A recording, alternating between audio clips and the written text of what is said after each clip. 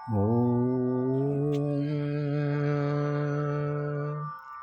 हरिः ॐ।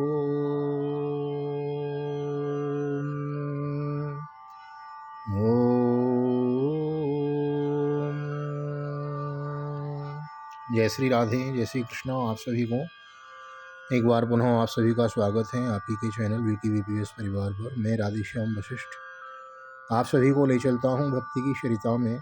और आज है भीमसेनी एकादशी, पांडव एकादशी, जिसको कहते हैं हम निर्जला एकादशी। इसके अनेक नाम हैं। तो आज है निर्जला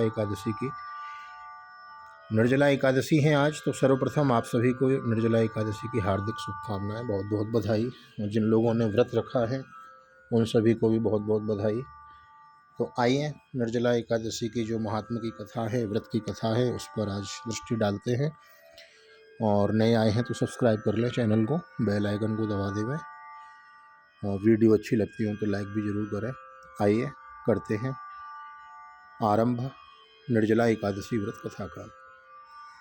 तो निर्जला एकादशी के विषय में कथा आती है कि एक बार श्री सूत जी महाराज से शौनकादि ऋषियों ने प्रश्न किया कि हे प्रभु, जो वर्ष में एक एकादशी आती है निर्जला एकादशी, उसका क्या विधान है, क्या उसकी कथा की विधि है, कथा का क्या महत्व है, हमें उसके बारे में विस्तार से बताइए। तो श्री सूत जी महाराज कहते हैं शौनकादि ऋषियों से कि एक बार आदरणीय भीमसेन व्यास जी के पास गए, वेद व्यास जी के पास, और व्यास जी को प्रणाम करके कहने लगे, हे व्यास जी महाराज पितामह, हमारे बड़े भ्राता युधिष्ठिर, माता कुंती, देवी द्रौपदी, अर्जुन, नकुल और सहदेव आदि सभी एकादशी का व्रत करते हैं, परंतु महाराज मैं उनसे कहता हूँ कि भाई, मैं भगवान की शक्ति पूजा आदि तो कर सकता हूँ, दान भी दे सकता हूँ, यज्ञ भी कर सकता हूँ, हाँ बैठकर माला पर भजन भी कर सकता हूँ, लेकिन बिना भोजन के मैं नहीं रह सकता। क्योंकि भीमसेन बहुत खाते थे, हाँ व्रकोदर थे ना, व्रक नाम की जठराग्नि उनके उदर में रहती थी। व्रक नाम की जठराग्नि जो होती है वो हमेशा प्रज्वलित रहती है, बहुत अन्न खाने पर ही वह शांत होती है। तो महाराज इस पर व्यास जी ने जब यह कहा तो भीमसेन बोले, महाराज मैं तो ये नहीं कर सकता, बड़ा मुश्किल है। तो इस पर व्यास जी कहने लगे कि हे भीमसेन, यदि तुम नरक को बुरा और स्वर्ग को अच्छा समझते हो तो प्रति 5 मास की एवरी मंथ दोनों एकादशियों को अन्न मत खाया करो। भीम कहने लगे कि हे पितामह, मैं तो पहले ही कह चुका हूँ कि मैं भूख सहन नहीं कर सकता। यदि वर्ष भर में कोई एक ही व्रत हो तो वह मैं रख सकता हूँ, क्योंकि मेरे पेट में जो वर्क नाम की अग्नि है वह, उसको बहुत भोजन चाहिए तभी वह शांत रहती है। तो मैं बिना भोजन के नहीं रह सकता। अतः आप मुझे कोई ऐसा व्रत बताइए जो वर्ष में केवल एक बार ही करना पड़े और मुझे स्वर्ग की प्राप्ति हो जाए। तो श्री व्यास जी महाराज कहने लगे कि हे पुत्र, बड़े बड़े ऋषियों ने बहुत शास्त्र आदि बनाए हैं जिनसे बिना धन के थोड़े परिश्रम से ही स्वर्ग की प्राप्ति हो जाती है। इसी प्रकार शास्त्रों में दोनों पक्षों की एकादशी का व्रत मुक्ति के लिए रखा जाता है। व्यास जी के वचन सुनकर भीमसेन नरक में जाने के नाम से भयभीत हो गए और कांपकर कहने लगे कि अब मैं क्या करूं प्रभु। तो मास में 2 व्रत तो मैं नहीं कर सकता, हाँ वर्ष में एक व्रत करने का प्रयत्न मैं अवश्य कर सकता हूँ। अतः वर्ष में एक दिन व्रत करने से यदि मेरी मुक्ति हो जाए तो ऐसा कोई व्रत बताइए। यह सुनकर व्यास जी कहने लगे व्यास जी महाराज कि वृषभ और मिथुन की संक्रांति के बीच ज्येष्ठ मास के शुक्ल पक्षी की जो एकादशी आती है उसका नाम है निर्जला एकादशी। तुम उस एकादशी का व्रत करो, और इस एकादशी के व्रत में स्नान आचमन के सिवा जल वर्जित है। केवल आपको स्नान करना है और आचमन करना है, बाकी उसके अलावा जल का उपयोग बिल्कुल नहीं करना है। और आचमन में भी 6 मासे से अधिक जल नहीं होना चाहिए। भाई मासा, तोला, रत्ती, ये सुनार लोग तोलते हैं ना, स्वर्णकार, गोल्ड और डायमंड को ऐसे ही तो इसका वेट किया जाता है, तोला, माशा, रत्ती, हाँ पहले ऐसे ही तोलते थे, उसके बाद फिर ग्राम वगैरह ये सब आते हैं।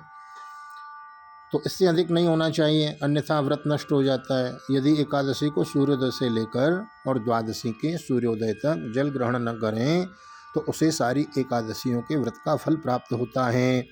द्वादशी को सूर्योदय से पहले उठकर स्नान आदि करके ब्राह्मणों को दान आदि देना चाहिए।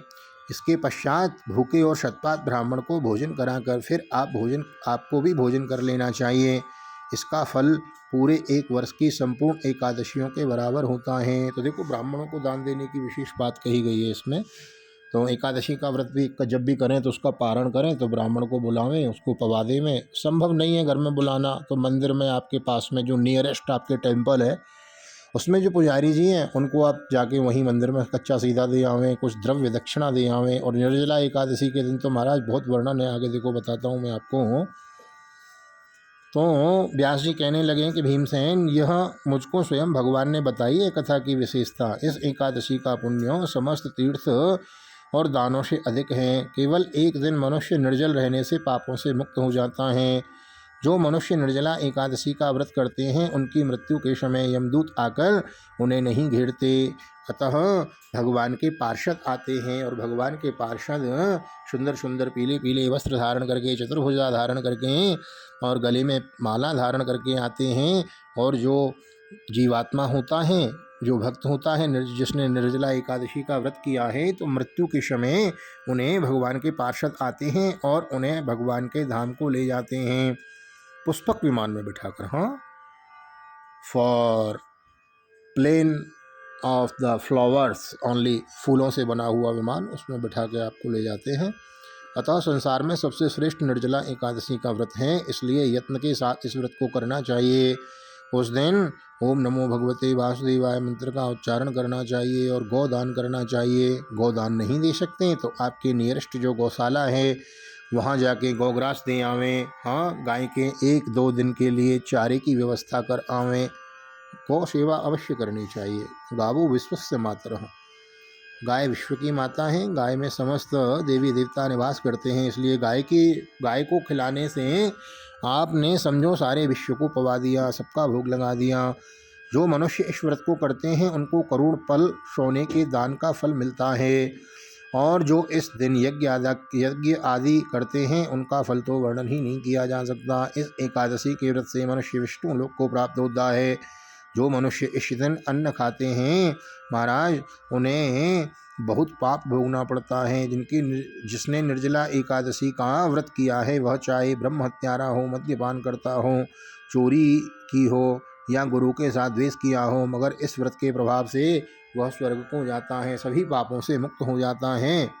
हे कुंती पुत्र, जो पुरुष या स्त्री श्रद्धापूर्वक इस व्रत को करते हैं उन्हें अग्रलिखित कर्म करने चाहिए। प्रथम भगवान का पूजन करें, द्वितीय गोदान करें, तृतीय ब्राह्मण को मिष्ठान्न दक्षिणा देनी चाहिए। मैं देखो बार बार इसमें ब्राह्मणों का आ रहा है।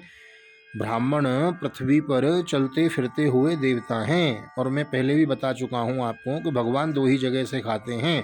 पुरुष सूक्त में मैंने बताया था, ब्राह्मणोष्य मुखमासीत बाहुराजन्य कृतौरु तदश्यत वैश्य पदवा गुंगूत्रो अजायत गुंगशूद्रो अजायत। तो ब्राह्मण कहाँ से उत्पन्न है? भगवान के मुख से। तो ब्राह्मण को खिलाया तो समझो भगवान ने खाया। तो महाराज, ब्राह्मण को सुंदर मिष्ठान्न दक्षिणा देनी चाहिए। जल से भरे कलश का दान करना चाहिए। पहले कलश लेवे, उसको जल से पूरित कर देवें, उसके साथ कुछ गोल्ड ब्राह्मण को दान में देना चाहिए। और क्या देवें? बोले अन्न दान करें। और क्या देवें? बोले वस्त्र दान करें। जो दोगे ना सो मिलेगा। मैं कहता हूँ कथाओं में कि भगवान कहते हैं तुम जो दोगे उसका 100 गुना करके हम आपको देंगे। तो अन्न, वस्त्र, उपाहन मीन्स फुटवेयर, जूते दान करें।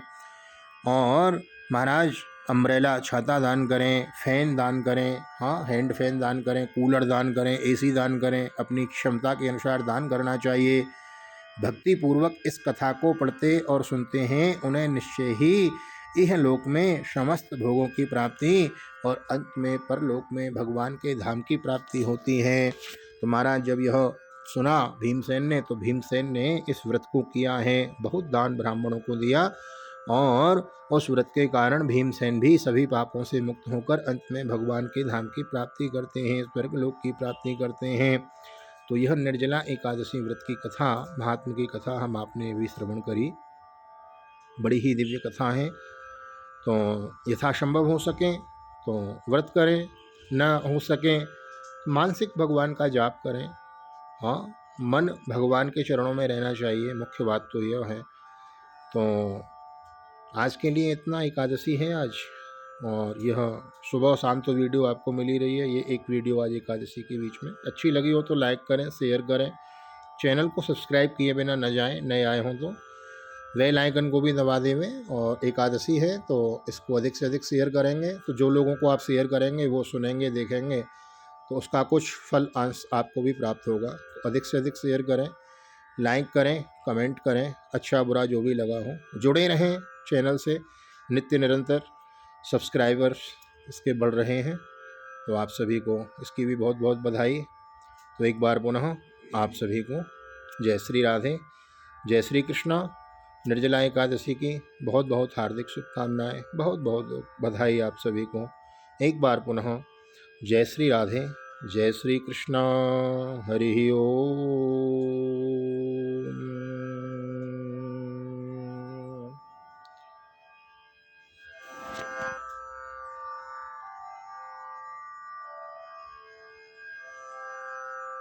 जय श्री राधे, जय श्री कृष्ण।